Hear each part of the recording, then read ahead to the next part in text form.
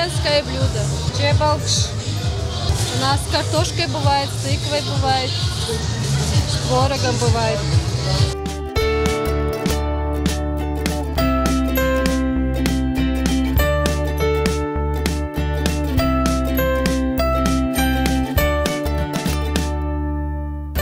Это лучшая техника, как мне сказали, в нашей бригаде, то есть наша армия. Дальше вот на учениях были, мы по тревоге ездили, все хорошо.